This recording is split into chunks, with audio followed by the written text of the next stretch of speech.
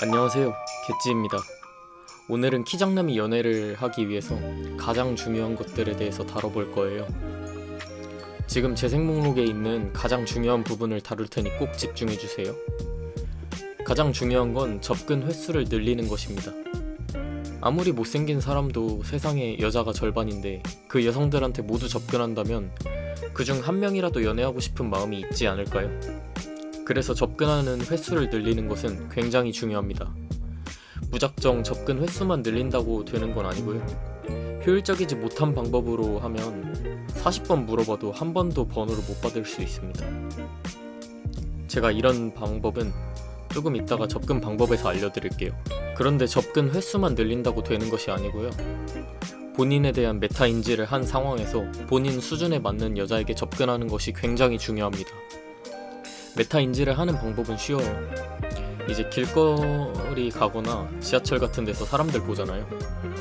뭐 평가하고 이러는 거 여자들이 기분 나쁘고 막 그런다고 하지만 저희는 저희의 이득을 위해서 해야 돼요. 두 가지 평가를 해야 되는데, 첫 번째는 자기 자신에 대한 평가, 즉 남자 사이에서 내가 어느 정도인지를 평가하는 거고요. 두 번째는 여자들 사이에서 내가 본 여성이 어느 정도인지를 평가하는 겁니다. 그냥 간단하게 저 사람 외모가 인기가 어느 정도 많을 것 같다, 이 정도를 0에서 10점 사이로 점수를 매기는 거예요. 그리고 내가 점수를 잘 매겼는지 확인하는 방법은 주변 사람들한테 물어보는 것입니다. 이런 확인과 검증 절차를 계속 거치다 보면 어느 정도 메타 인지가 돼요. 메타 인지가 어려우신 분들은 소개팅 어플 같은 곳에 평가받는 기능이 있어요. 이런 걸 활용해봐도 좋을 것 같습니다. 메타 인지가 중요한 이유는 우리가 가능성이 있는지 없는지 인지하기 위함이에요. 우리가 가능성이 있는지 없는지 알아야 의미 없는 에너지를 사용하는 걸 줄일 수 있겠죠. 저희가 접근하는 시간은 한정적이잖아요.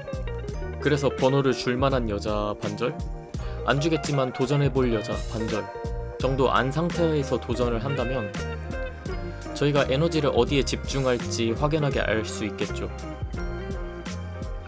특히 저희 같은 키장놈들은 1차 허가권을 통과하지 못하는 경우가 많기 때문에 이 허들에 대해서 인지하는 것이 굉장히 중요합니다. 저의 예시를 들어볼게요. 저 같은 경우 지하철에서 매일 다른 사람들을 보면서 제가 어느 정도인지를 유추합니다. 제가 느끼기에 저는 얼굴은 그렇게 못생긴 편은 아니지만 덩치도 작고 키도 작기 때문에 5점 정도라고 느낍니다. 그리고 지하철에서 여자들을 보면서 저 여자는 7점, 저 여자는 4점, 이렇게 파악해보려고 노력을 해요.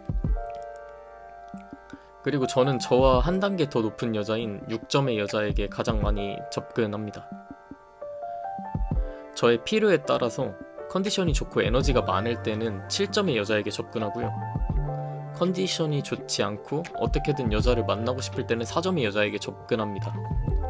제 시간과 에너지를 필요에 따라 조정할 수 있다는 거예요. 그래서 메타인지가 중요합니다. 이렇게 메타인지를 했으면 접근하는 방법에 대해 알아볼게요. 초보 시절에는 멘트 외우기도 어렵고 긴장돼서 쉽지 않을 텐데요. 따라하시기 좋을 만한 멘트를 알려드릴게요. 저기 잠시만요. 저도 공부하러 가고 있었는데 너무 귀여우셔서요. 그냥 지나치면 밤에 계속 생각날 것 같아서 말 걸어보고 싶어서 왔어요. 혹시 몇 살이세요?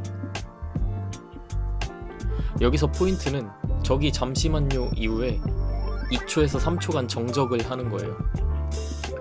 그럼 여기서 여자가 1차 허가권을 체크하거든요.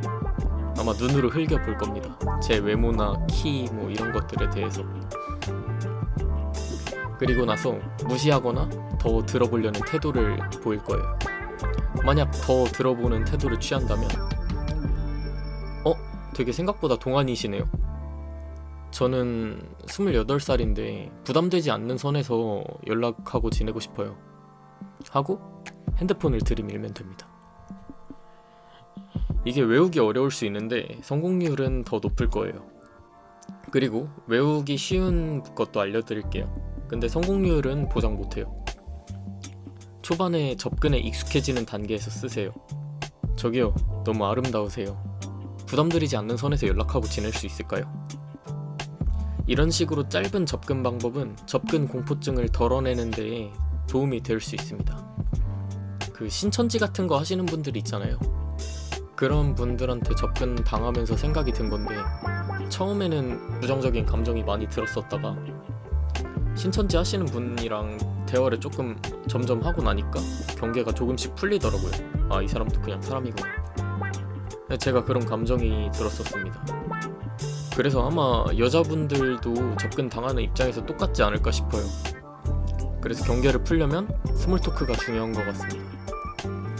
근데 스몰 토크까지 할 여유가 생기려면 말을 진짜 많이 걸어봐야 돼요.